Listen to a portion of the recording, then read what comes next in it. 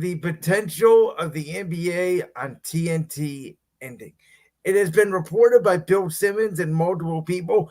It sounds like the NBA new media rights deal is done, and it is going to involve ESPN/ABC over at Disney, the streamer being Amazon Prime, and NBC Universal, bringing the NBA back to NBC as well as Peacock, the streaming service, and the NBA on TNT will end along with potentially inside the NBA. Josh, how are you feeling on this news? Very disappointed and sad because I love the NBA on TNT and inside the NBA with Ernie Johnson, Shaq, Charles Barkley, Kenny the Jet Smith, and even when they go to the Tuesday broadcast and you have Candace Parker, Jamal Crawford. I know Dwayne Wade's been on that show a couple times.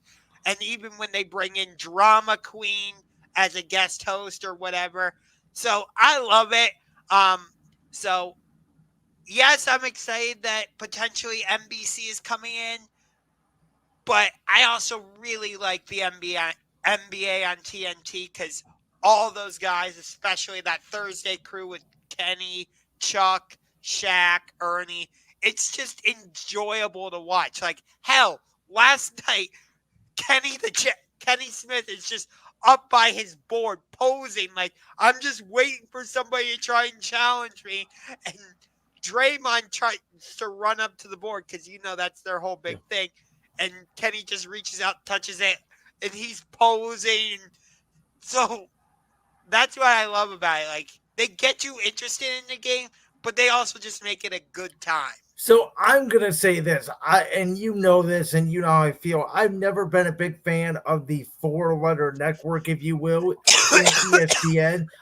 It was undeniable that they were going to be a part of this package, but I wish it could be the NBA on TNT, the NBA, on NBC plus Amazon, because the only reason why the NBA on ESPN is really still existing is basically because of Mike Breen.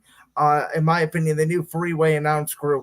No disrespect to Doris Burke and JJ Redick, but they have not lived up, in my opinion, to Mark Jackson, Steph Van Gundy, and I think, or Jeff Van Gundy, and I think that the ESPN NBA announcing has gone downhill. That's just my opinion. So let me jump in super quick here. One quick gripe I have with the NBA finals on ABC.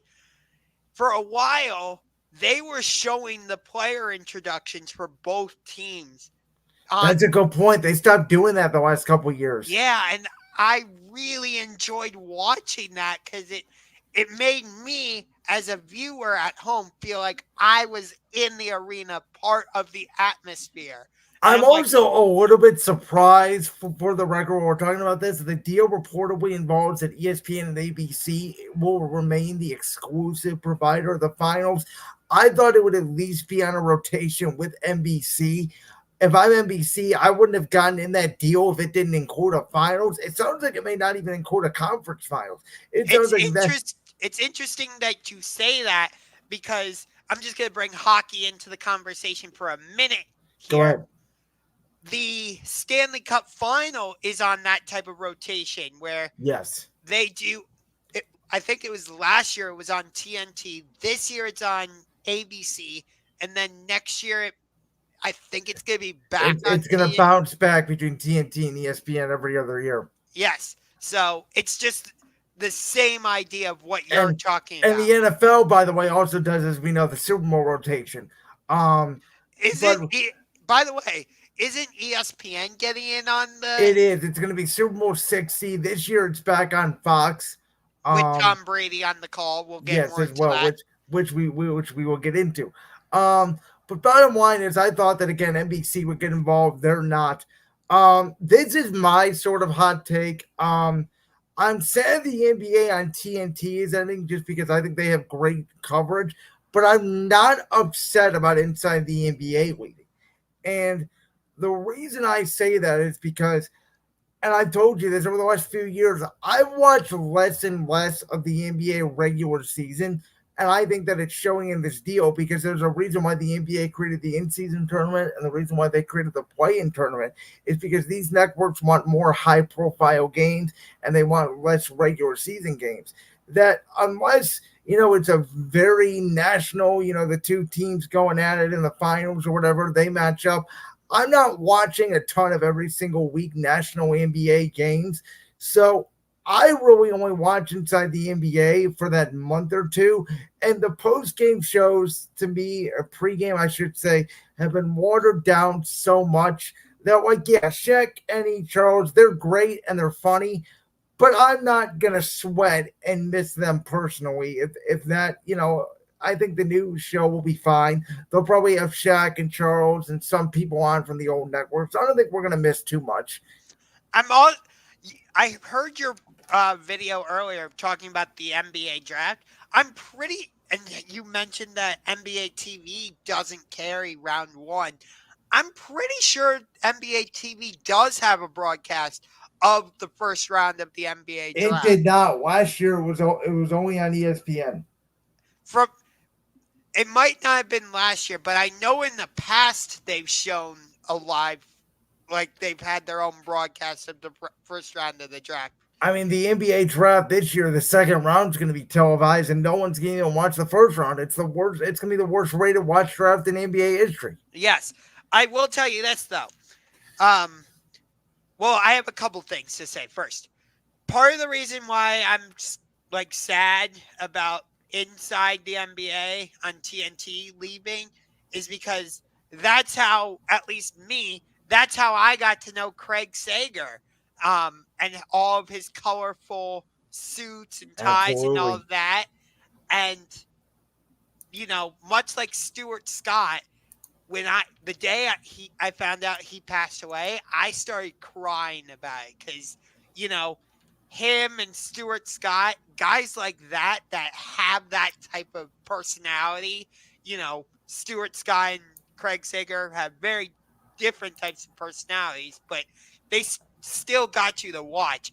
And those were two of the guys that really inspired me personally to get into sports media and develop a YouTube channel and do everything I'm doing. So for me personally, it's a little bit more emotional. Um, and then the second thing is with this new TV rights or media rights deal, I should say, coming into effect, that opens the door for expansion with Seattle and Las Vegas because I'm pretty sure that's what the NBA was waiting on before pulling the trigger on expansion was landing this new media rights deal. So That I agree with. I think that that's going to happen. And we talked about the two cities that we both think, are going to happen, which in that case, one Western team would have to move to the East. Um, probably the Memphis Grizzlies. Probably. So you would have 32 teams. I always think that the NBA playoffs are too big as it is, where you have, 16 teams, and now with the play in, it's 20 out of 30 essentially that can make the playoffs. It always seemed like too much to me. Um, I wonder if they're going to expand the playoff even more. They may have to. I don't know how you would do that. It almost have to be, I don't think you really could because there's 16 out of 30 right now. The only other even divisible number, if you do 12, somebody would have to have a bye, 12 on each side. You couldn't do 10. So, Right. And I don't think it would be realistic to do 18. right. So, I don't know how they're going to do it. Again, NBA history tells you that only the top three seeds generally make a good run. These playoffs. Oklahoma City has a chance to be the number one seed and get to the West. Denver and Minnesota, the 2 and 3 seed, and Indiana would be the exception out east. But as we talked about, nobody really gave them a shot to win that series against Boston. So, Right. Exactly.